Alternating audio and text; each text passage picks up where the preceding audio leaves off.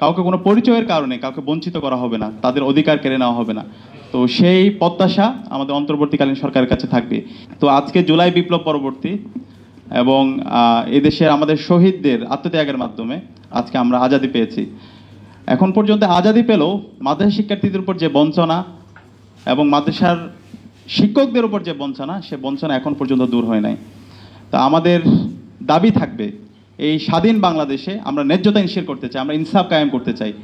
সবাই তাদের ন্যায্য অধিকার পাবে, সেটা মাদ্রাসা শিক্ষার্থী হোক, সেটা ইংলিশ মিডিয়ামের শিক্ষার্থী হোক, সেটা প্রাইমারি স্কুল থেকে শুরু করে আমাদের স্কুল কলেজ সব জায়গায় সকল শিক্ষার্থীরা তাদের ন্যায্য অধিকার পাবে। কাউকে কোনো পরিচয়ের কারণে কাউকে বঞ্চিত করা হবে না, তাদের অধিকার কেড়ে নেওয়া হবে না। তো সেই প্রত্যাশা আমাদের অন্তর্বর্তীকালীন সরকারের কাছে থাকবে। একই সাথে আমরা যদি মাদ্রাসার শিক্ষা ব্যবস্থা দেখি, খুবই ভঙ্গুর শিক্ষা ব্যবস্থা।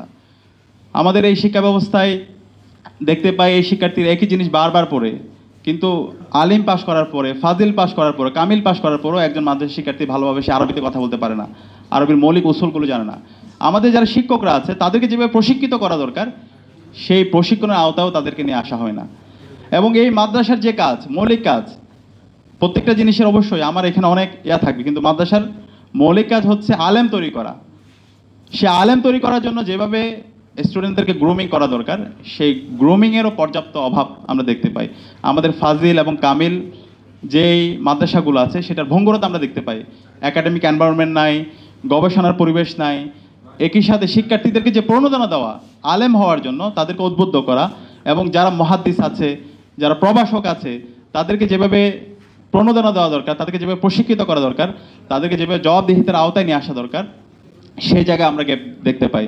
একই সাথে তাদেরকে ভাষাগত জায়গায় তাদেরকে দক্ষ করে তোলা, সেটা আরবি, ইংরেজি, বাংলা সব জায়গায়, সেই জায়গায় যথাযথ প্রশিক্ষণের আমরা অভাব দেখতে পাই।